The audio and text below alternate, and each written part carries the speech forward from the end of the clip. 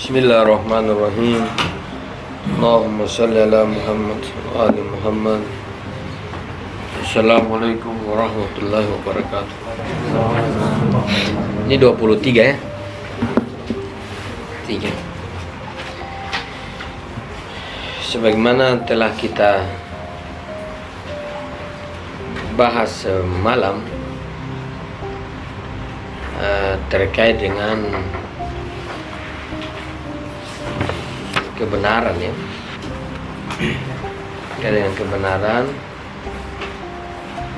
yakni kesesuaian ide dan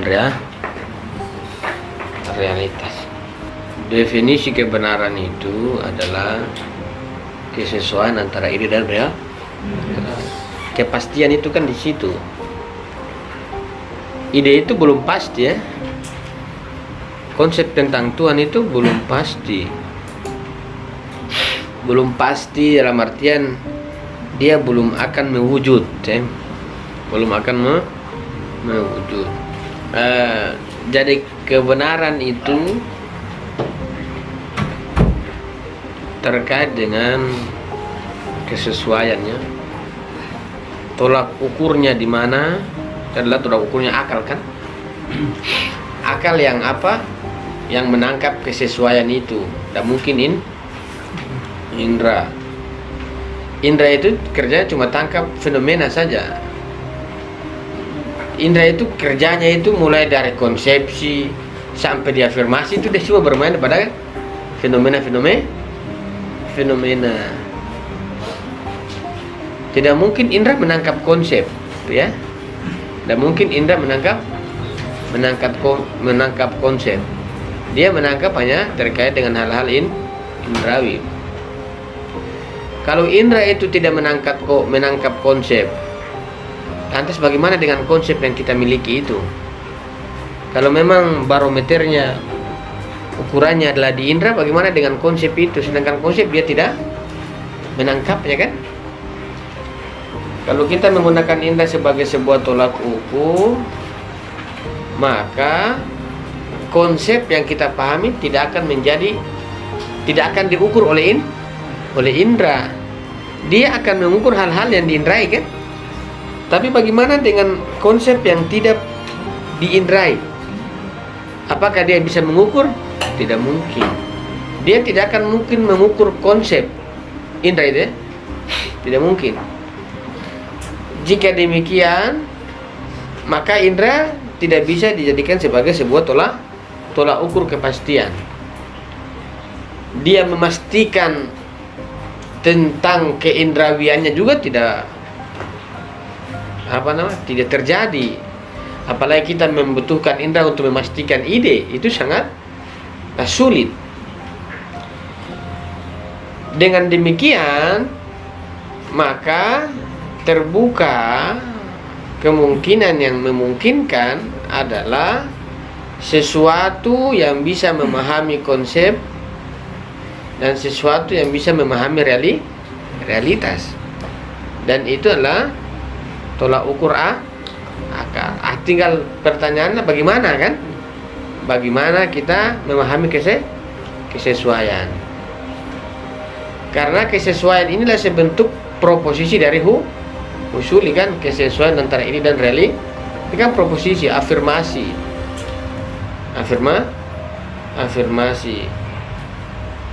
Kalau afirmasi itu berasal dari pembuatan pikiran kita, maka dia yang sebenarnya bertanggung jawab. Kalau bahasa kasarnya, ya pikiran itu yang membuat proposisi, masa yang tanggung jawab indra, kan? Kalau wahai akal, kalau kamu yang membuat statementnya, kamu yang tanggung jawab. Masa kamu yang membuat tanggung jawab, apa kamu yang membuat proposisi, baru kamu buang ke saya. Saya tidak bisa mempertanggungjawabkan karena saya juga tidak tahu dari mana asal usul proposisi ini. Tapi karena kamu yang membuat proposisi, maka kamu yang tahu asal usulnya, maka kamu yang mempertanggungjawabkannya.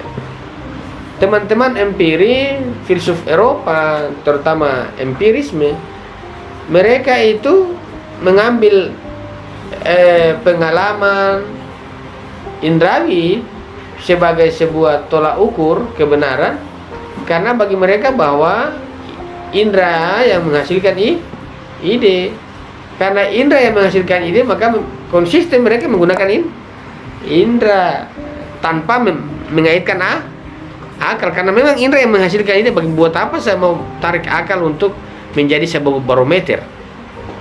Nah, hal terbalik pada dunia Islam ketika dia menyusun sebuah proposisi dengan diktum bahwa proposisi afirmatif itu, proposisi afirmasi itu bisa swabukti, bisa yang non swabukti dengan bentuk-bentuk di atasnya. Ketika dalam proposisi afirmasi itu yang membentuk itu adalah akal, maka akal mempertanggungjawabkan itu. Tapi dalam mempertanggungjawabkan argumentasinya, dia selalu menggunakan indra sebagai sebuah bentuk yang terkait dengan sarana-sarana atau fenomena. Tapi dalam dunia Eropa, konsepsi juga dia tidak menggunakan nalar. Pada afirmasi juga dia tinggalkan. Dia konsisten. Satu sisi itu kita perlu hargai, karena mereka konsistennya itu bagus. Artinya mereka tidak mau memasukkan sesuatu yang memang mereka tidak bisa pertanggungjawabkan. Ujung-ujungnya kan dia cuma yakini begitu saja. Dengan begitu maka kita akan bertanya, dari mana tolak ukur kesesuaian? Salah satunya adalah akal yang menangkap kesesuaian itu dari fenomena-fenomena yang dilihat oleh tinggal bagaimana, di posisi mana atau bagaimana caranya akal itu mengungkap kesesuaian itu yang dikatakan dengan sebuah kebenaran. Jadi kebenaran itu kesesuaian antara ide dan realitas, kesesuaian. Jadi orang punya ide saja ini tidak bisa dikatakan benar, karena banyak ide yang keliru, kan? Banyak. Kalau kita mengukur bahwa kebenaran itu dari ide, maka teman-teman mengatakan kuda bermata emas itu benar. Kalau kita mau ukur itu, kuda bermata emas, berbulu berlian, benar itu sebagai sebuah konsep, iya. Sebagai ini kebenaran konsep, bukan kebenaran yang kita maksud itu yang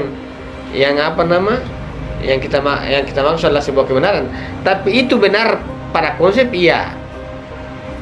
Dan kemudian kita lihat kambing-kambing itu juga. Tapi kebenaran itu bukan terkait dengan ide semata, dan dia juga bukan terkait dengan realitas semata, tapi dia berkaitan dengan kesesuaian ide dan realitas. Kalau kita berbicara bahwa dia itu kesesuaian antara ide dan realitas, sebenarnya relasi antara ide dan realitas itu adalah bagian-bagian, tidak keseluruhan. Apa yang ada pada ide itu sebagiannya ada pada realitas. Misalnya saya mengatakan air atau api, api panas, panas pada realitas itu ada di api dan ada di yang lain. Dia pasti pada sebagian realitas. Dia tidak mentok di satu realitas. Kita mengatakan api itu panas, membakar, pada api yang membakar. Tapi kalau kita mengatakan bahwa kesesuaian itu adalah kesesuaian yang keseluruhan, maka apa-apa yang ada di realitas itu harus di ide, dan apa-apa yang ada di ide harus di realitas. Tapi ini kita berbicara adalah pada titik kesesuaiannya saja. Ide yang bersesuai dengan realitas.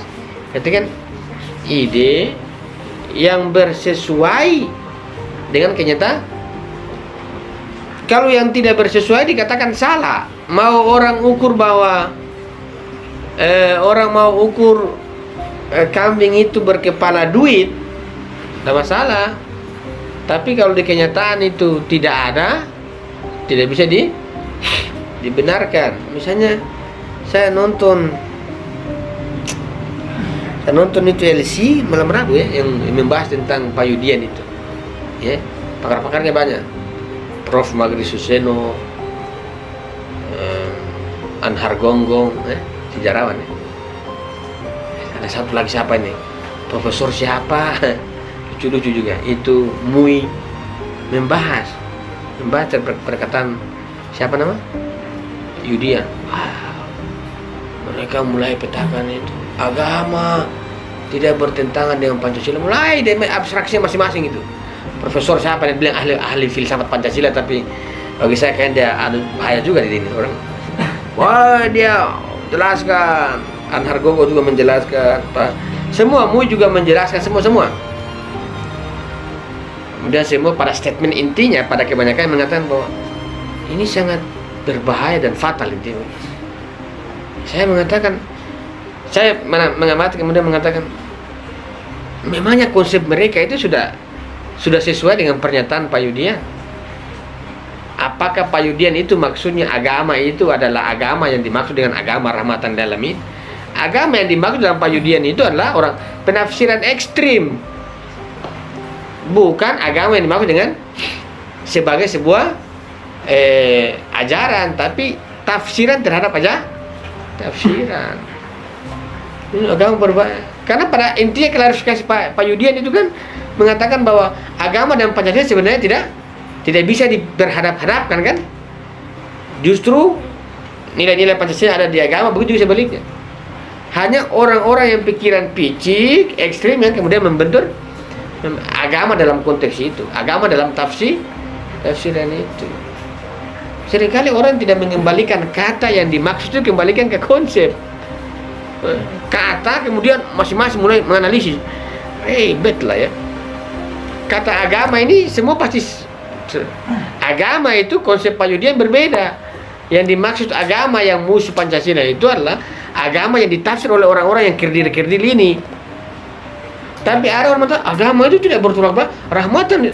Itu kan kalian, bukan Payudian maksud. Salah, kok bisa begini ya? Yang ada tidak ada menjadi persoalan. Ya, tabayun. Kemudian ada Mui mengatakan, buat apa tabayun? Karena tabayun itu tidak harus semua peristiwa tabayun dengan dalilnya. Kau tahu dalil itu benar apa tidak? Dia mengatakan bahwa dalil itu pernah dulu Rasulullah dulu pernah tidak tabayun ketika apa namanya yang tukang ajan yang hitam-hitam ini, Bilal bin Rab apa? Iya, Bilal lah, itu Bilal. Ada orang Nasrani, bukan orang ada orang yang mengatakan bahwa Bilal itu hitam. Kemudian Nabi mengatakan tidak usah tabayun karena itu orang kafir. Maka tidak usah tabayun. Pertanyaan kemudian, Payudian itu orang kafir, kenapa tidak tabayun? Ya lucu-lucu ini, bahaya sekali. Ya begini yang membenturkan ini agama dan Pancasila ini. Kalau dalam afirmasi perkataan orang begini, nanti itu yang saya maksud, bahwa bisa-bisa kita mengafirmasi sesuatu tidak sesuai dengan realitasnya. Sesuai dengan pikiran kita iya, tapi realitas tidak menjadi sebuah ukuran, berbahaya. Kambing itu kepala emas. Itu bersesuaian dengan pikiran kalian, bukan bersesuaian dengan realitas. Perhatikan, kebenaran itu kesesuaian ide dengan realitas. Ide dan realitas. Bukan kesesuaian antara pikiran kalian dengan pikirannya. Ini kebenaran. Ide, sesuai.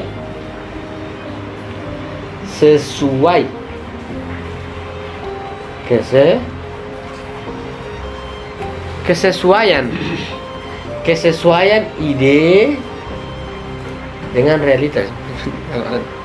Kesesuaian ide kita dengan realitasnya. Ide itu bersesuaian dengan realitas. Tolak ukurnya kan itu. Kesesuaian ide dan realitas. Jadi pikiran kita, konsep kita itu setinggi-tingginya, ukurannya pasti bukan konsep. Ukurannya pasti bukan konsep. Kalau ukurannya konsep, ya kesesuaian di konsep saja. Tapi ini bukan di konsep. Kesesuaian antara ide yang kita miliki dengan realita.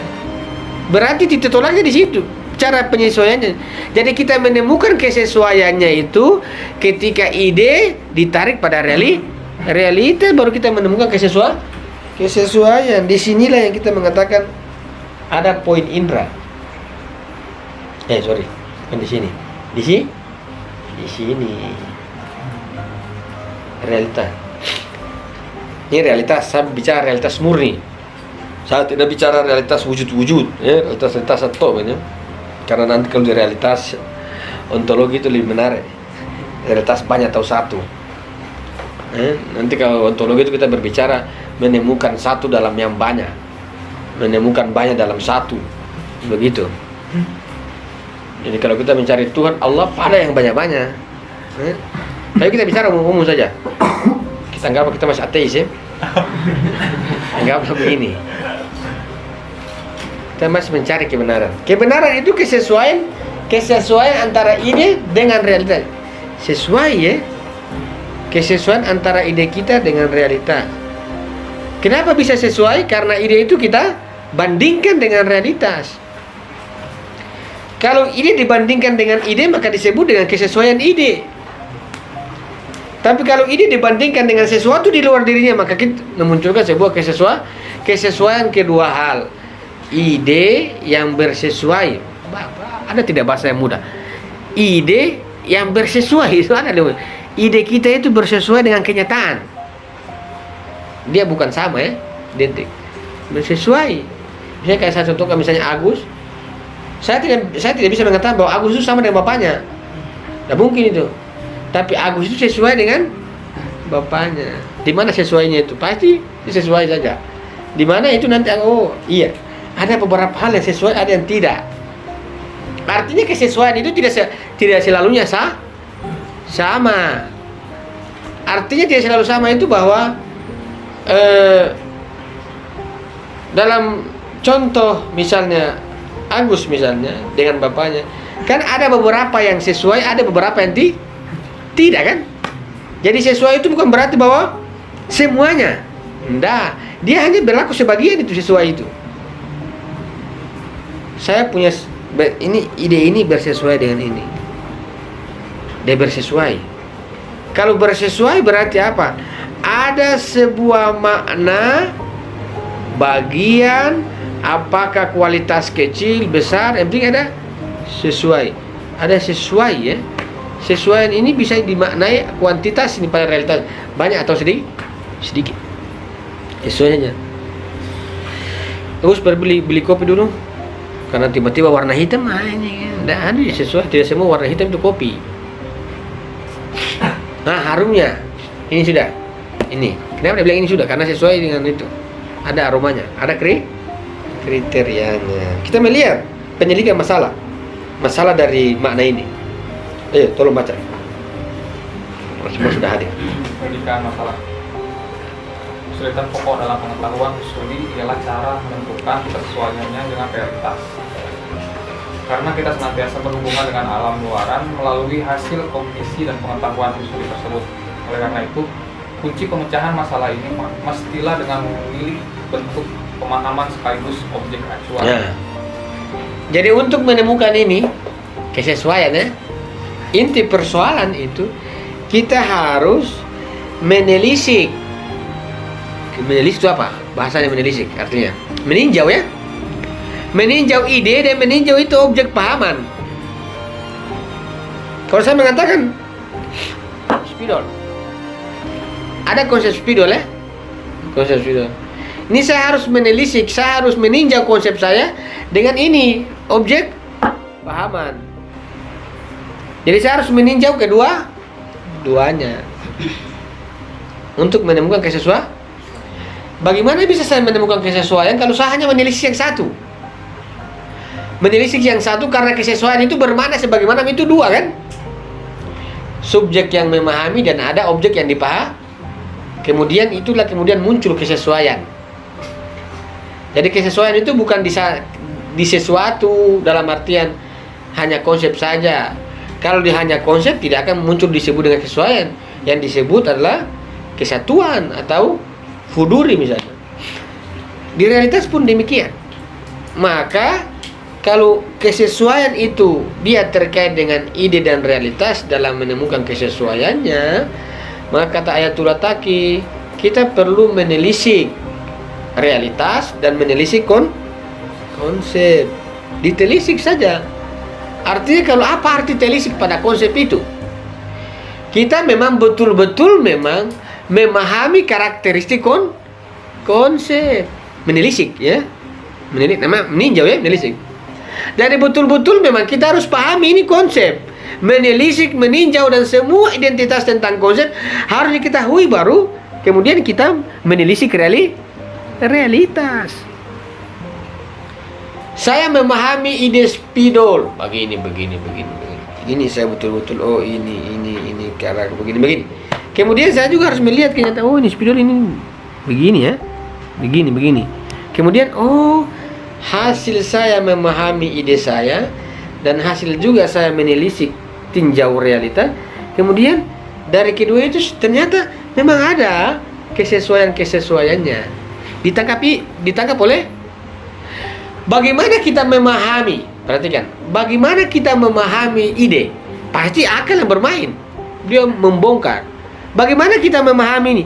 Pasti indra yang diantarai kemudian dia menelisik. Indra begini. Oh iya, terus. Sudah cukup, saya dapat. Ya itu ada indra.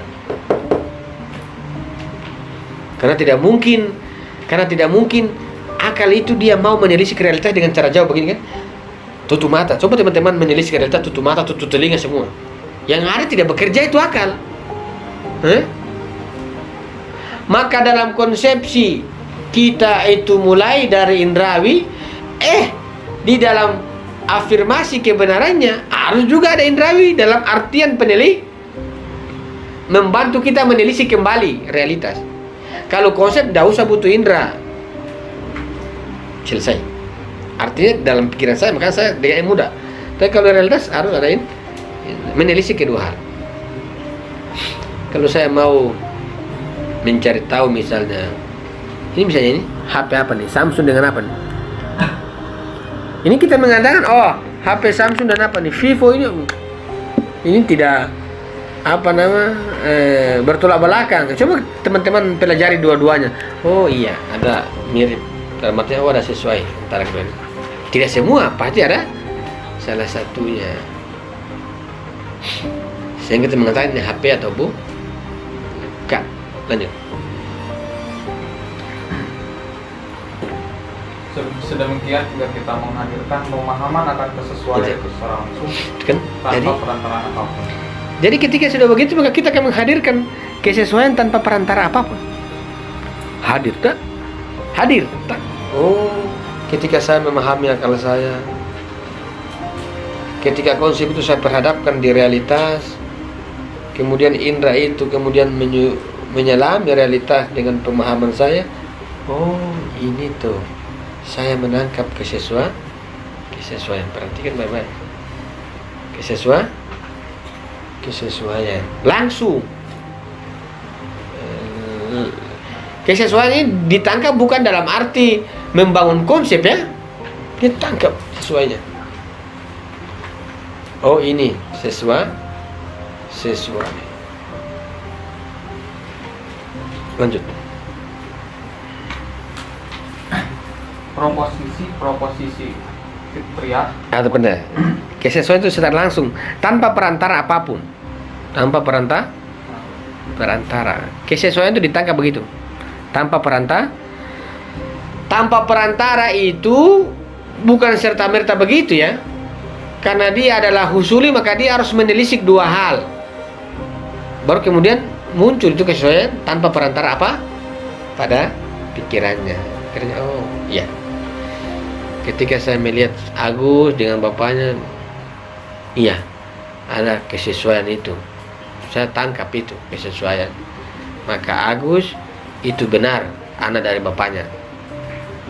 Karena ada kesesuaiannya saya tangkap. Tidak mungkin saya serta-merta bilang Agus dengan Pak Jokowi, bapaknya Pak Jokowi, tidak mungkin. Analisis Jokowi saya tidak ketemu Agus, analisis Agus tidak ketemu Jokowi, analisis kedua-duanya juga tidak ketemu. Di mana kalau begitu? Berarti tidak lepas. Nah, kira-kira begitu contoh kasus. Lebih menyederhanakan yang tapi teman-teman jangan perhatikan anunya. Contohnya ini analogi supaya memudahkan. Lanjut.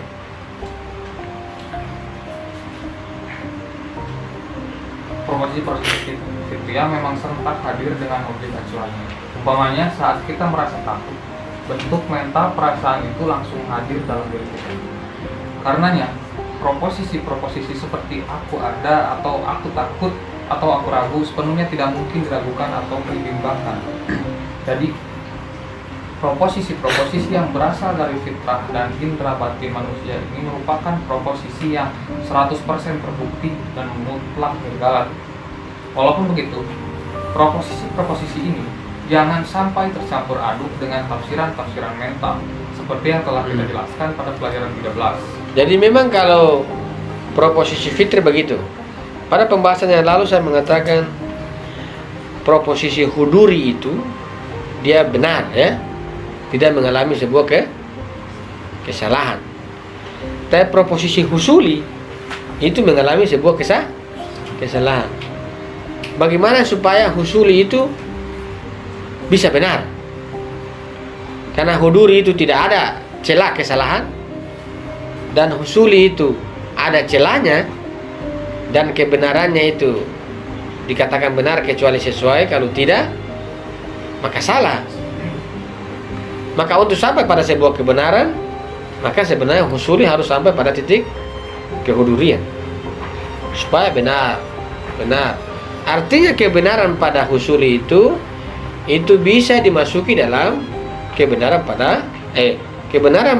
kesesuaian pada husuli itu harus mau tidak mau kita harus mentransformasikan dia pada sesuatu yang lebih sederhana, yang menyebabkan pikiran kita itu menangkap dia tanpa perantara. Sesuai. Kalau saya mengatakan ide dan realitas ini husuli, ya, kesesuaian antara ide dan realitas. Bagaimana supaya realitas dan ide itu memang bisa ditemukan kesesuaiannya. Kalau kita membangun sebuah jarak, akan selamanya kesesuaian itu bisa didapatkan dan juga bisa tidak. Tapi kalau kita sampai pada sebuah afirmasi kesesuaian, maka kemungkinan kita bisa membuka ruang lain untuk mengukur ide dan realitas ini. Kalau memang benar-benar untuk mau sesuai, harus ide maupun realitas ini adalah keduanya hadir pada diri manusia untuk menemukan kesesuaian. Kalau selagi berjarak bisa, berjarak itu kita menggunakan menelisik. Tapi pada sisi lain, bagaimana kalau realitas itu hadir pada diri kita dan ada konsepsi yang telah kita telisik? Maka kemungkinan besar kesesuaian bisa ditemukan pula. Tapi kalaupun realitas tidak hadir, maka ada penelisik keluar, ya. Ada penelisik keluar. Tapi kalau realitas itu hadir, maka kita akan menguji dalam kesesuaiannya antara pikiran dengan realitas yang hadir. Oh, kesesuaian antara ini dan realitas. Karena dalam pembahasan kemarin, realitas itu hadir. Kalau realitas itu hadir, maka untuk menguji kesesuaian antara ide, konsep, ya, usul itu kan, konsep, dengan realitas yang hadir kan dengan mudah kita lebih dekat, berarti itu. Berbeda kalau tidak hadir, maka satu-satunya kita bisa menggunakan sesuatu teorema indrawi untuk keluar penelisikannya. realitas ya, realitas wujud. Kalau realitas indrawi ya harus begitu. Jadi bagaimana bisa orang bisa menolak Tuhan sebagai sebuah kebenaran, sedangkan konsep tentang Tuhan ada padanya dan realitas Tuhan itu muncul dalam dirinya. Lantas bagaimana dia bisa menolak Tuhan, padahal dia akan menangkap kesesuaian yang begitu dekat? Pasti orang tidak menolak itu. Yang orang tolak pasti berkaitan dengan jisim-jisim yang ada di luar. Jisimnya, kayak saya mengatakan Agus Tuhan, teman-teman tolak, rame-rame tolak, buat petisi menolak. Lia Eden itu kan ditolak. Tapi dalam dirinya dia tidak mungkin menolak. Dengan begitu maka menurut Ayatullah Taqi Misbah, proposisi fitri itu adalah proposisi yang tidak kita ragukan. Tidak kita ragukan kebenarannya, karena memang diri saya dengan ini saya uji jelas. Tapi yang menjadi persoalan yang di luar ini ya, menjadi sesuatu yang ada di luar antara ide dan realitas ini kan sesuai. Sesuai itu dia sifatnya husuli atau tidak? Kalau husuli itu apa? Husuli itu adalah buatan-buatan akal. Konsep husuli ya. Konsep husuli itu adalah konsep melalui perantara. Dia buat kan? Konstruksi namanya. Mental kan? Bentuk mental. Tapi kalau kebenaran itu adalah ide dan realitas itu bersesuai, apakah sesuai itu adalah sebuah konstruksi? Apakah kesesuaian adalah sebuah konstruksi? Justru kesesuaiannya adalah sebuah penangkapan langsung akal. Penangkapan langsung, bukan buatan pikiran. Kalau dia buatan pikiran, berarti ada gambaran yang dia buat lagi. Tapi dia tidak membuat gambaran. Dia cuma menelisik kedua hal, kemudian akal itu mendapatkan kesesuaiannya secara langsung. Konek bagaimana ya? Tapi saya tidak mau menggunakan bahasa ini. Bahasa filsafatnya begini, kesesuaian. Kita melihat terus ya. Lanjut, mudah-mudahan lebih mudah. Sepertinya ada di bawah ada bahasa-bahasa lebih sederhana.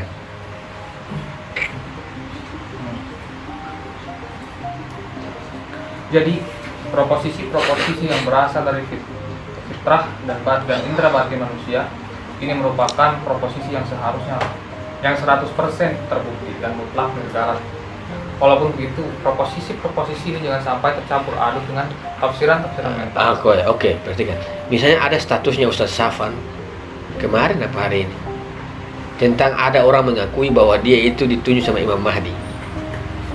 Pengalaman spiritualnya iya, tapi perdebatannya kita tidak bisa berdebat dengan orang-orang begini. Kalau pengalamannya mungkin iya, tapi kalau pengalaman jangan disebutkan. Saya ditunjuk di sini. Kalau bicara begitu berarti bicara proposisi. Pembuktiannya bos, realitasnya mana, konsepnya mana. Kalau kamu tanda kutip misalnya saya ini wakil, tapi hidup juga salat juga cuma 2 waktu, ndak bagi-begini yang bikin rusak. Diuji kan? Diuji di realita, diuji.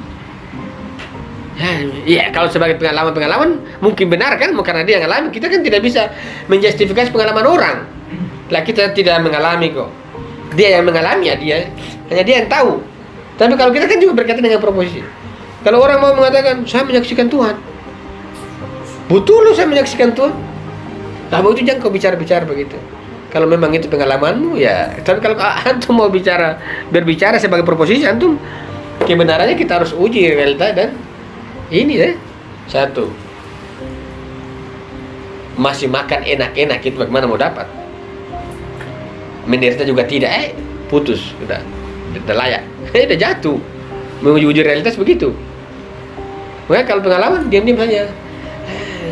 Cuma kita ini kan tidak mampu menahan yang kita alami ya. Mau ceritakan supaya orang tidak tahu. Mau ceritakan tidak mampu lah menahan dalam itu. Dalam kaitan dengan ini perhatikan, dia harus keluar dari anasir mental itu.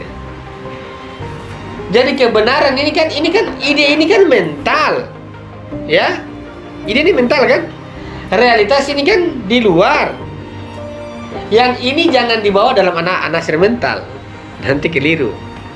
Kalau pakai ide fitri, saya ada apa? Saya ada saja. Saya ada, saya ragu. Saya ada, saya ragu. Saya ada, saya ragu. Jadi dia hanya menceritakan tentang dirinya. Tapi kalau yang di luar kan, berarti dia menceritakan sesuatu yang ada di luar.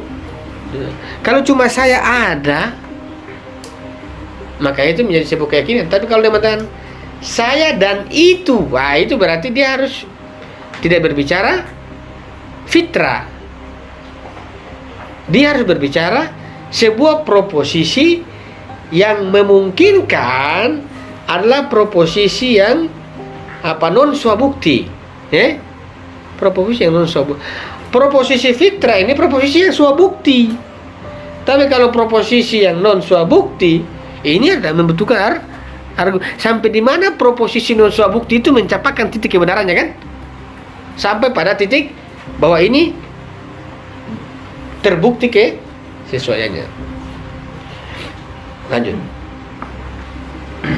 Pilihan seperti di atas juga dapat kita temukan dalam proposisi logika yang memberikan forma dan konsep mental. Karena meskipun rian dan objek yang diberikan muncul dalam dua aras pikiran yang berbeda. Kedua aras itu sama-sama hadir dalam sang diri, yaitu aku yang menjadi subjek pemahaman. Misalnya, konsep manusia adalah konsep universal, adalah proposisi yang memberikan ciri-ciri khas konsep manusia. Suatu konsep yang hadir dalam benak, kita dapat memilah ciri-ciri ini lewat pengalaman mental tanpa menggunakan organ-organ indera atau perantara atau cerapan apapun. Kita memahami bahwa konsep manusia tidak memberikan individu tertentu, tetapi berlaku pada individu yang tak berhingga. Jadi, proposisi konsep manusia adalah konsep universal adalah benar secara fitri. Ini kalau dia bandingkan dengan idenya, ini kalau kita hapus realitas. Kalau dia bandingkan dengan idenya, benar adanya bahwa manusia itu tidak memiliki subjek tertentu. Artinya tidak ada manusia, objek manusia yang yang manusia tahu begitu loh maksud saya. Jangan bawa maujudatnya, manusia saja. Ini kan cuma di pikiran ya. Kalau saya bilang kalau saya bilang fajar ini kan maujudat. Manusia itu jangan bawa fajar, kan kosong, ya tidak ada kan? Itu kan dipahami, dipikiran kan, bahwa subjek manusia saja itu secara pikiran mengatakan tidak ada. Itu sudah benar itu kan? Kurang iya benar. Tidak ada bilang ini kan apa nih? Apa nih disebut? Samsung. Ini Samsung. Coba teman-teman cari Samsung sendiri berdiri begitu. Tidak ada. Dia pada HP kan. Di dalam pikiran kita dengan mudah kita membuktikan itu. Proposisi logika itu banyak terkait dengan begitu. Kalau saya mengatakan manusia yang tidak punya subjek sendiri, itu kan benar. Iya benar. Apakah ada bukti bahwa manusia itu saya Fadlun, kemudian ada manusia terpisah di sana berdiri sendiri? Kemudian saya berganti dia baru saya manusia, enggak kan? Kalau teman-teman lihat saya ini kan berarti saya manusia. Kalau dari realitas kan saya manusia. Tapi lepaskan manusia dari saya kemudian lihat objeknya manusia sendiri berdiri. Tidak ada kan? Secara akal itu kan bisa disimpulkan. Iya benar itu bahwa manusia tidak punya subjek sendiri di luar. Maka itu kan disebut dengan fitrah. Disebut dengan badihi begitulah. Ide fitri begitu. Jadi kebenarannya dia itu sudah ditangkap sejak awal di akal. Itu tidak banyak mengalami perdebatan. Kalau cuma berkaitan dengan ini saja, ini tidak sulit. Tapi ada ini. Ada ini. Ada ini ya. Ada ini. Ada ini. Ada manusia dalam pikiran kita tidak punya subjek manusia dibenarkan oleh pikiran kita. Tapi menjadi rumit karena ada mewujudat fajar. Itu ribet. Menjadi ribet. Karena hanya manusia pada pikiran saya, apalagi yang saya mau uji kecuali saya tahu bahwa manusia itu murni tidak memiliki subjek. Maka apalagi perlu saya uji? Ya, lagian akal sudah tahu itu. Tapi kalau saya mengatakan manusia itu punya mewujudat fajar, ini menjadi rumit. Maka proposisi fitrah tidak bisa dibawa di realitas. Realitas ini maksudnya realitas di luar dirinya. Kalau realitas dirinya, ya selesai ya. Kalau realitas dirinya, it's okay. Tapi kalau realitas di luar, sulit. Misalnya Hardy misalnya. Saya atau anak al-halas, anak al-haq, saya adalah Tuhan. Itu bagi dirinya mungkin iya, ya. Tapi kalau berkaitan dengan di luar itu kan bagaimana itu berbicara bahwa memang dia itu al-haq. Tapi sebagai sebuah mungkin fitrah dia mungkin betul ya. Mungkin sifat-sifat tertentu yang dia pahami. Tapi kalau dia mengatakan anak al-haq, saya adalah Tuhan, dia menunjuk dirinya secara husuli, secara indrawi kan. Kalau dia cuma diam-diam, nah al-haq, itu tidak ada yang ini karena memang dia sendiri.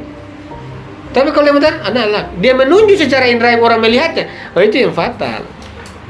Makanya huduri fitrawi itu jangan dibawa di luar yang berkaitan dengan ini. Kalau berkaitan dengan ini berarti itu bukan lagi huduri.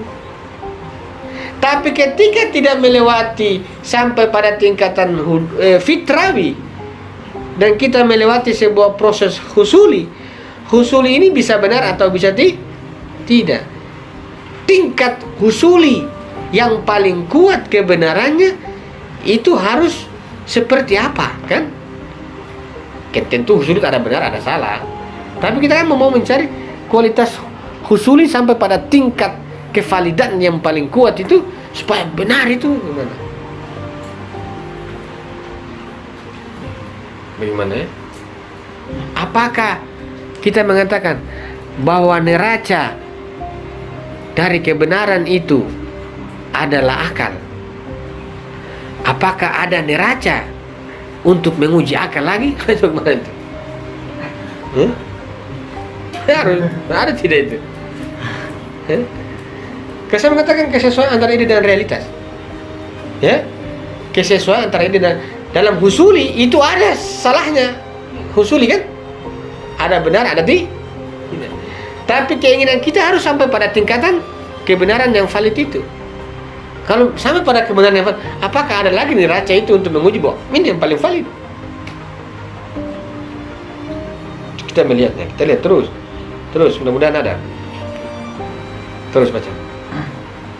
Yang saya mau katakan, fitrah itu jangan dibawa keluar. Kalau berkaitan dengan teman-teman, saya Tuhan. Iya, biar. Saya Tuhan. Saya Tuhan. Betul saya Tuhan. Tapi kalau ada orang, diam. Ada orang, saya Tuhan. Tidak masalah. Itu kan kamu dengan kamu sendiri kan. Tapi kemudian, woi, saya Tuhan. Wah, itu masalah karena kalian superman dengan orang. Ini siapa lagi bawa agama-agama baru ini? Ini mau jadi apa di sini? Tapi kalau teman-teman diam, saya Tuhan ini. Tidak masalah. Sebagai sebuah bahasa fitrah kan? Tapi teman-teman ajak, saya Tuhan. Wah, itu sudah masalah. Ini sudah masalah. Yang masalah ini kan kita bicara ini. Yang kita membicarakan ini menjadi masalah. Karena ketika kita berbicara, orang menangkap berbeda-beda. Saya yakin Pak Yudian itu kalau dia diam-diam dalam kamar, dalam kos, dia bicara agama adalah musuh Pancasila. Tidak ada yang larang. Tapi masalahnya kan dia bicara bos, bicara sudah habis lah ya. Mau orang analisis lah, mau analisis benar itu urusan mereka. Tapi kalau dia diam-diam, saya sering kali contoh, diam-diam musuh agama lah Pancasila. Dalam kamar saya, cuma dia sendiri, cuma Tuhan jadi saksi. Tidak ada yang melarang dia, tidak ada yang bilang ini nongol televisi musuh agama. Sudah kan dia sudah bicara dalam hal itu. Kayak misalnya Al-Halas itu tidak akan menjadi, atau misalnya kita mengatakan apa nama Siti Jenar misalnya, kalau dalam penyingkapannya dia itu dia diam-diam saja. Ini masalahnya dalam depan umum. Hai, Tuhan bos, saya Tuhan. Sudahlah, orang tidak terima dengan itulah. Masa di realitas ini ada orang pandangan fikih toh. Ada orang pandangan murni fikih kan, murni teologi jadi syirik. Sudah karena dia syirik. Kalau selesai dihukum. Tapi bisa dipahami dalam mana-mana yang filosofis. Kayak kalau Hardy misalnya pulang, saya Tuhan, tapi jangan dalam hati. Kemudian cari kamu punya pengikut, satu orang dalam kamar, saya Tuhan. Sudah banyak. Kemudian bilang dia tadi tunjuk diri bahwa dia Tuhan. Bahaya. Bagaimana kita bisa mengatakan saya Tuhan, sedangkan kita mengatakan Tuhan itu ya masuk akal juga karena mengatakan saya Tuhan, karena tidak ada Tuhan itu ditunjuk oleh Tuhan sendiri. Apakah ada ini Tuhan kemudian ada satu orang di luar Tuhan, kamu Tuhan? Tidak kan? Saya Tuhan sendiri, lebih bagus. Ana al-haq. Kata Al-Halas, ana al-haq. Saya Tuhan. Bagus juga itu al-haq. Cuma masalahnya dia saya sampaikan daripada di hukum gantung ya, kalau tidak salah. Hukum gantung lah. Masih muda hukum gantung. Menyesal dia. Tapi mungkin dia sudah ketemu Tuhan. Lanjut. Dengan cara ini. Dengan cara ini, terbukalah jalan untuk mengenali dua kelompok proposisi, kendati tidak memadai untuk memecahkan semua jenis kognisi pengetahuan usul. Jika kita bisa mendapatkan jaminan ketepatan proposisi suatu bukti primer, kita telah sepenuhnya berhasil melangkah maju. Melalui bantuan proposisi suatu bukti primer ini, kita bisa mengenali dan menilai proposisi teoritis, termasuk proposisi indrawi dan hasil pengalaman. Ini teoritis.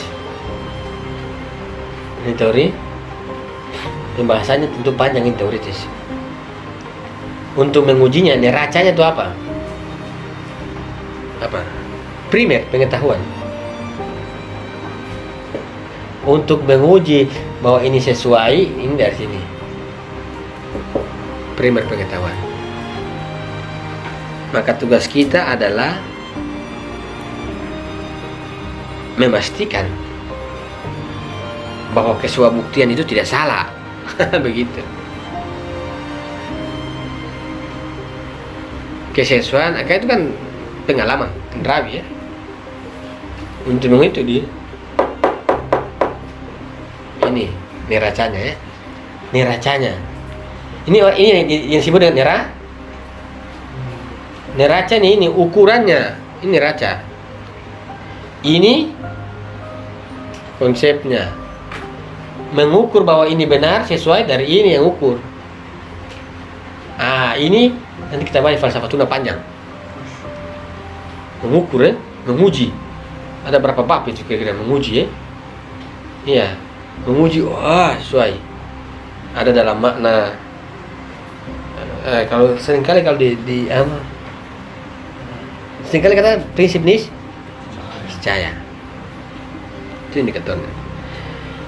Insya Allah di falsafatuna saya akan mengkaji ini, menerapkan di sini. Ini yang saya taruh, uji ini. Oh iya, sesuai. Ini yang saya pakai. Ini. Kalau jadi dalam falsafatuna itu saya kira bahwa ini sebagai substantif, sebagai sebuah ide-ide yang tidak terpisah, kemudian ini juga dikatakan sebagai sebuah metodologi. Jadi kesesuaian itu digunakan bagaimana kita bisa tahu sesuai? harus ada proposisi yang disebut dengan proposisi primer. Sini apa namanya tadi? Iya, mana? Swabukti primer. Di sini jatuh barat karena dia menolak ini. Dia menolak ini. Lulantah.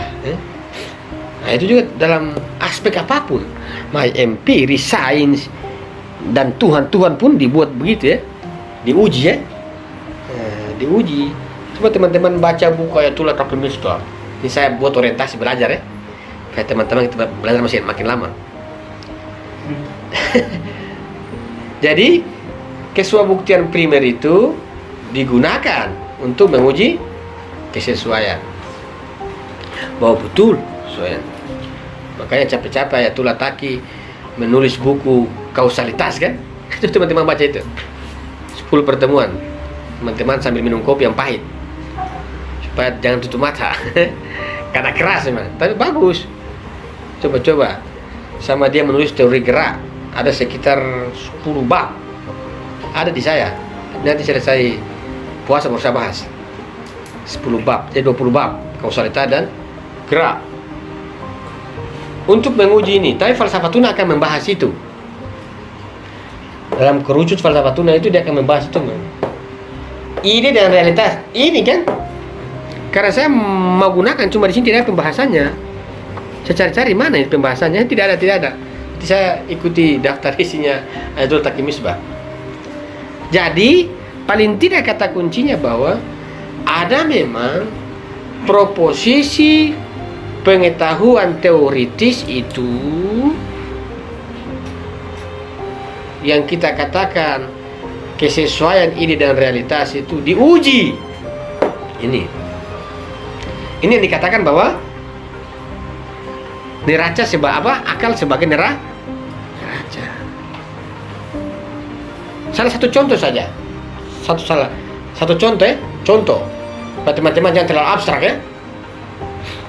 Misalnya kita mengatakan saya contoh pakai pendapat Gus. Ini bukan saya kritik Gus. DNU ini sakral. Gus Baha ya. Yes, saya akan kritik orang ini. Gus Baha. Kritik proposisinya bukan orangnya. Gus Baha mengatakan begini. Cara mainnya tuh. Dia lagi terkenal ini orang ya. Saya kritik dia ini bukan berarti bahwa saya mau terkenal. Ini karena contoh epistemologi. Mempraktekkan ini. Gus Baha mengatakan begini. Kalau saya tidak salah tangkap. Ketika Nabi Adam mau meninggal ini, malaikat datang, cabut nyawa. Kalau saya tidak salah itu, cabut nyawa. Terus Nabi Adam bilang, kenapa kamu cabut ya? Kenapa kamu cabut? Bagaimana bisa saya ini adalah kekasih Tuhan? Ya. Bagaimana seorang kekasih mau membunuh kekasihnya? Nah, itu banyak. Nabi Adam kan kekasih Tuhan. Nabi Adam kan kekasih Tuhan. Kemudian malaikat itu datang mau cabut kan? Cabut. Kemudian Nabi Adam protes. Kenapa kamu cabut nyawa saya? Bagaimana bisa Tuhan itu sebagai kekasih saya dia mau membunuh kekasihnya? Logis ya? Logis itu. Kita akan bertanya, bagaimana bisa Nabi kamu itu adalah sebuah utusan Tuhan masih membantah perintah Tuhan? Gugur itu teori Gus Baha itu. Dia sendiri yang menurunkan derajat eksistensi kesucian Tuhan. Turun itu. Bagaimana bisa Nabi masih protes bahwa Jibril itu kan utusan? Cabut nyawa cabut. Nabi bilang, bagaimana bisa kamu masih dia bantah itu? Bagaimana bisa Nabi masih membantah di atas? Nabi bantah itu. Nabi apa bisa bantah begini? Kan kita bagaimana Nabi bisa membantah ya? Dan Nabi itu kalau Tuhan mengatakan tidak bilang oke tunggu sebentar saya berdalil. Tidak ada begitu. Kalau Tuhan cabut. Justru kematian yang dilakukan oleh Jibril adalah jalan bertemunya kekasih dan seorang kekasih yang dengan yang dicintai. Entah kenapa? Bagaimana kau cabut saya ini kekasih Tuhan? Nanti Anda bisa begitulah. Tapi kelihatan, masuk akal juga ya. Tepuk tangan, iya. Nah, tepuk tangan apa? Itu bahaya sekali. Pengujian tidak sesuai kan? Antara konsep kenabian dengan realitas kenabian tidak sesuai. Tidak sesuai itu. Bagaimana bisa begitu seorang nabi? Tanda kutip. Seorang, tentu beliau kapasitas keilmuannya tinggi. Cuma kita hanya proposi tertentu saja, tidak semua. Ini uji. Dalil-dalil itu yang kuat. Bagaimana bisa? Nabi itu adalah titisan suruhan Tuhan. Kalau Tuhan bilang A pasti A. Tidak ada bilang Tuhan membantah. Tidak ada begitu. Nabi tidak mungkin membantah. Kenapa Tuhan suruh Jibril yang cabut nyawa malaikat maut cabut nyawa dia masih cabut. Kenapa kamu ini begitu? Ini bagaimana kalau begitu? Berarti konsep kenabian yang perlu saya tanya sama Gus Baha. Konsep kenabian. Apakah Nabi bisa membantah? Kalau dia bilang iya, berarti benar adanya. Kalau sangat sulit diterima. Nabi itu menolak, sangat sulit sekali. Kecuali Fajar, cabut nyawa, jangan dulu saya masih berdosa. Bisa kan? Kalau kelas kenabian sulit ya, sulit diterima akal saya itu sulit. Saya mendengar 2 kali, kenapa bisa begini ya? Tanda kutip zamannya cuma bagaimana bisa begini ya? Ini bisa bahaya besok-besok ini. Tapi ya orang nikmati, kita mau bagaimana? Tapi ini bukan masalah nikmat dan menikmati. Ini kalau tidak layak ngapain saya nikmati itu ya? Ini studi kasus saja. Bukan berarti ini studi kasus. Beliau orang alim dan punya kapasitas. Cuma saya menangkap hal-hal yang ada lagi, contoh lagi, mana lagi? Ini lagi siapa namanya? Egy Sujana.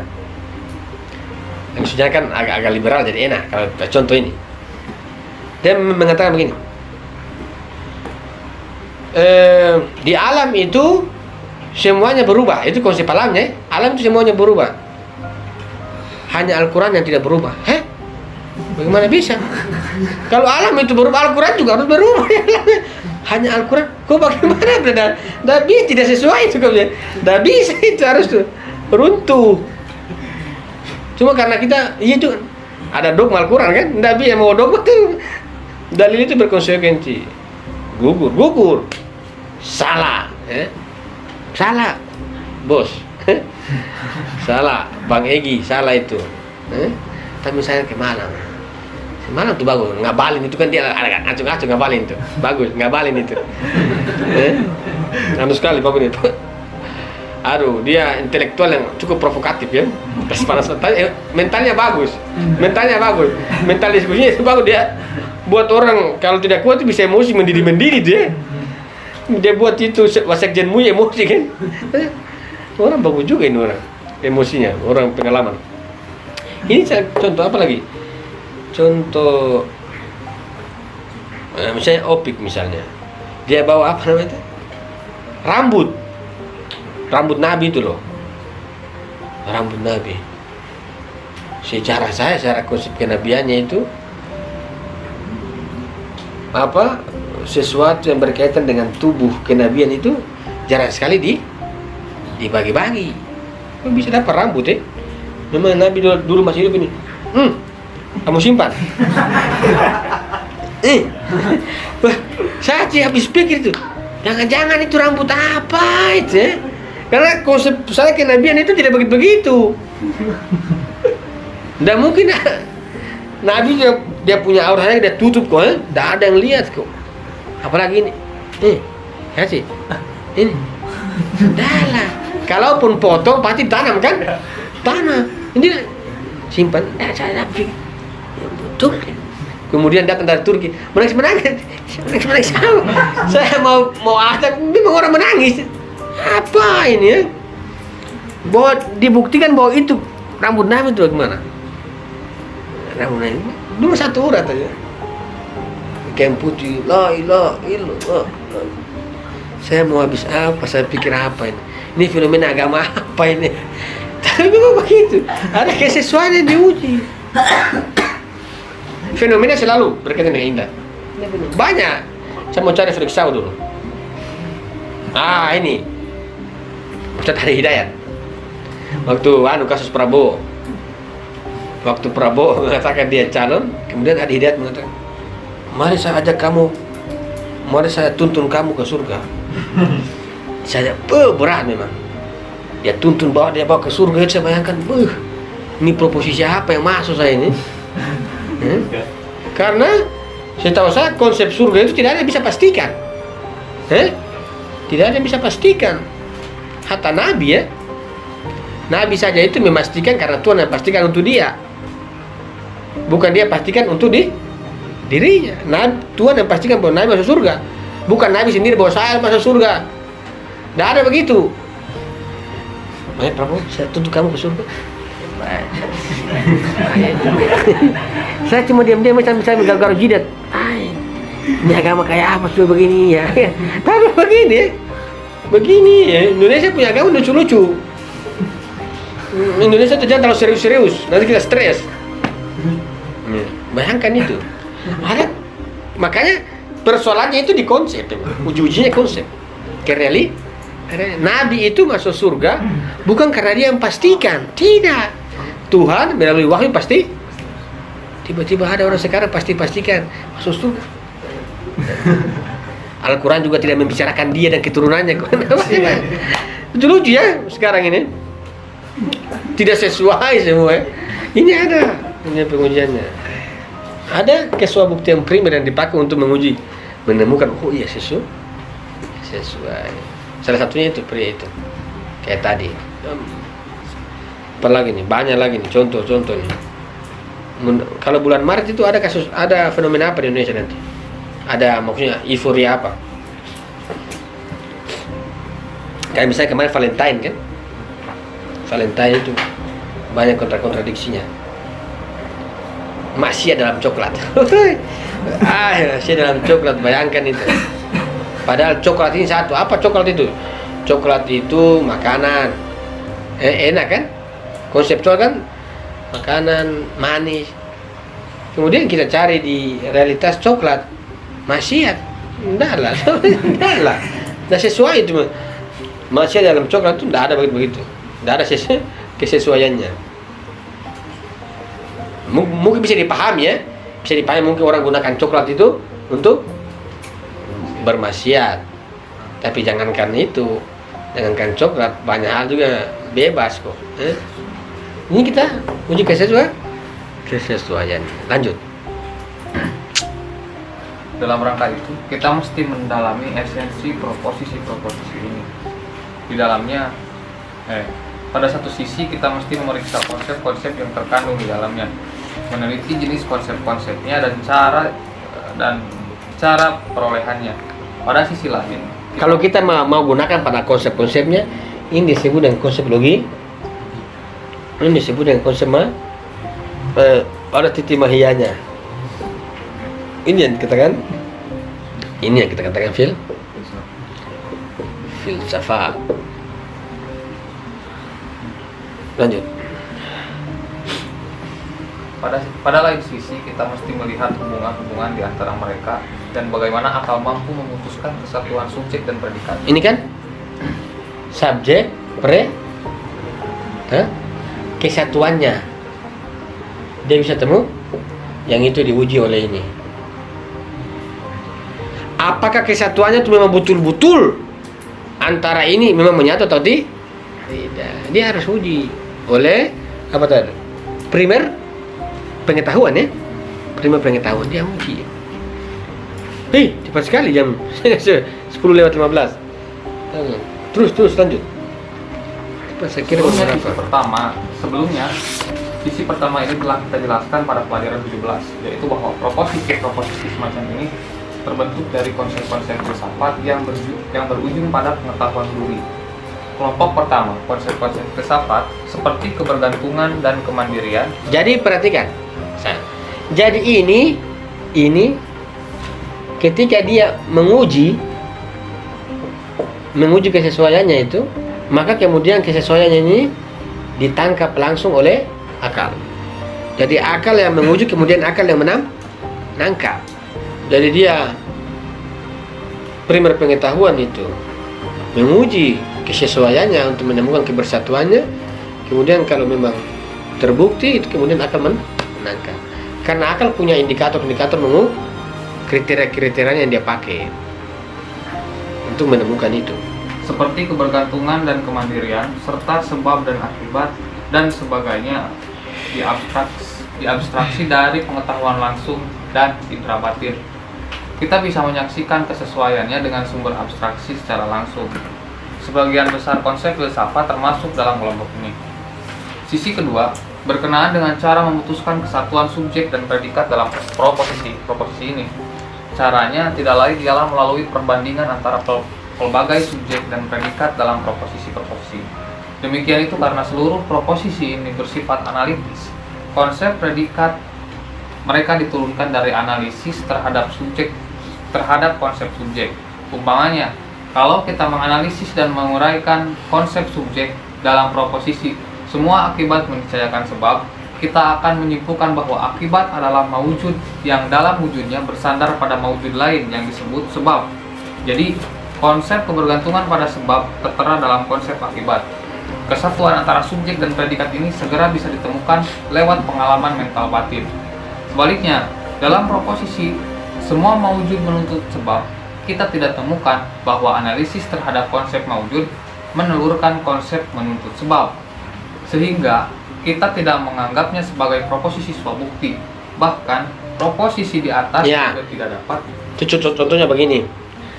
Kalau teman-teman menganalisis akibat, akan muncul sebab. Tapi kalau teman-teman menganalisis kursi, tidak akan muncul sebab. Begitu. Yang niscayakan ini akibat. Orang menganalisis akibat akan dapat ini. Tapi kalau orang menganalisis mawujudat kursi, tidak akan muncul ini. Tidak akan. Makanya kalau kata Ayatullah Taki, sebagaimana saya pernah singgung, setiap akibat membutuhkan sebab. Tapi setiap mawujudat ini jangan dikata bahwa dia punya sebab. Ya kira-kira. Ayatullah Taki itu. Akibat pasti membutuhkan. Tapi ini teman-teman lihat spidol. Teman-teman jangan mengatakan bahwa spidol punya sebab. Tidak. Bahwa setiap mawujudat ini tidak niscaya bersebab material itu.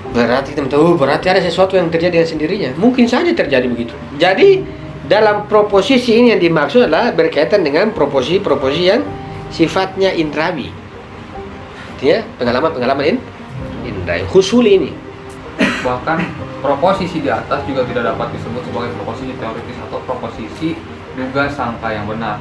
Dengan cara ini menjadi jelas bahwa proposisi swabukti primer berujung pada pengetahuan duri, sehingga sepenuhnya dijamin benar. Kemudian timbul pertanyaan berikut. Kalau yang kita temukan melalui pengetahuan duri adalah konsep akibat tertentu atau partikular, lalu bagaimana kita mengeneralisasi putusan kita pada seluruh akibat dan memandang putusan universal itu sebagai swabukti? Jawabannya, memang kita mengabstraksi konsep akibat dan fenomena tertentu, seperti dari kehendak diri kita, yaitu kehendak sebagai akibat dan diri sebagai sebab. Akan tetapi, tindak abstraksi ini tidak mengacu pada tinjauan ciri khas dan sifatnya sebagai salah satu kualitas jiwa, tetapi dari tingkatan wujudnya yang bergantung pada wujud lain. Dan karena wujud ini bersifat universal, maka dimanapun tingkatan semacam itu kita temukan, putusan mengenainya langsung dapat ditetapkan. Namun, penetapan tingkatan wujud itu tetap saja memerlukan bukti intelektual. Karena itulah, proposisi di atas tidak bisa dipakai untuk penetapan keniscayaan adanya sebab dalam fenomena bendawi, kecuali jika bukti intelektual atas hubungan eksistensial di antara mereka dapat kita ajukan. Ya, menarik. Jadi sebagai sebuah proposisi yang sebuah bukti itu gampang orang bisa meniscayakan. Tapi ini berkaitan dengan ini. Usuli itu sangat sulit.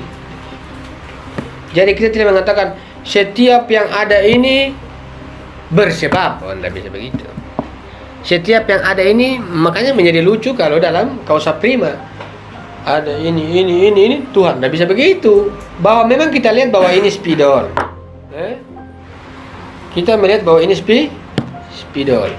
Tapi kita tidak serta-merta menetapkan, tidak bisa dipakai untuk menetapkan keniscayaan adanya sebab dalam fenomena-fenomena bendawi, kecuali jika bukti intelektual atas hubungan eksistensial itu dapat diajukan.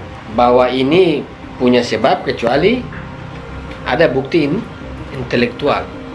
Kalau hanya ini spidol, dia punya sebab ini. Tidak semua ini punya sebab, kecuali benda ini dibuktikan dia memang secara eksistensial dia bergantung. Baru kita katakan, ketika dia bergantung pada sesuatu, baru kita katakan itu adalah punya sebab. Kalau dia tidak bergantung, tidak bisa. Nanti ini bergantung di mana? Ini bergantung di mana? Ala kulli hal, yang dapat disimpulkan, setiap ada dua hal ya, baik ide maupun realitas, salah satu sisinya pasti menentukan keterkaitan antara realitas dan ide. Tinggal kita menguji dari kedua hal ini mana yang benar-benar bergantung antara salah satu baik ide maupun realitas, untuk kita menemukan kesesuaian keduanya. Misalnya ini dia bergantung dengan yang ini. Ketika kita uji bahwa ini bergantung dengan ini, baru kita menemukan kesesuaian. Misalnya saya mengatakan A kemudian B. Kalau kita menguji bahwa ini dia bergantung dengan ini, maka kita akan muncul disebut dengan kesesuaian. Tapi kalau ini tidak bergantung dengan yang ini, jangan katakan bahwa ada bersesuaian. Dengan begitu, kalau kita mengatakan bahwa ini bergantung dengan yang ini, maka salah satu kemungkinan yang digunakan adalah analitik. Analisis subjek muncul predikat. Analisis subjek muncul predikat. Oh, ada sesuai. Karena kesesuaian itulah maka yang dikatakan ide ini tidak bisa terpisah dengan yang realita. Dengan sebuah kacamata dipandang dalam melihatnya, menemukan kesesuaiannya antara ini dengan yang ini. Untuk menemukannya, itulah yang dikatakan dengan fungsi tadi ini. Ini menjadi titik tolak. Menjadi titik tolak. Bahwa ini juga dia akan menguji dua ini. Dia menguji, kemudian dia uji. Jadi dalam pengetahuan huduri adalah sesuatu yang tidak pernah mengalami sebuah kesalahan. Pengetahuan husuli itu mengalami kesalahan, maka jalan yang bisa kita lalui adalah yang husuli kita harus hudurikan. Apa yang kita hudurikan? Yang dimaksud hudurikan itu adalah kesesuaian yang ditangkap ketika sudah melewati ini, sehingga ini ditangkap dengan neraca teman-teman, ide realitas sesuai. Bagaimana cara menangkap ini? Ini menggunakan ini kan? Bagaimana cara menggunakan? Pasti dia uji dua ini. Dia menguji dua ini, baru muncul yang ini. Yang ini ditangkap langsung oleh akal, hadir di akal manusia. Kemudian dia menyusunlah proposisi. A itu adalah bagian B, misalnya. Kira-kira begitu neraca yang dipakai. Insya Allah tinggal besok kita muncul kriteria benar dan salah. Nanti pertemuan terakhir kita buktikan nafsal amar. Ada pertanyaan? Sebelum saya akhiri. Kalau tidak ada lagi, sekian. Assalamualaikum warahmatullahi wabarakatuh.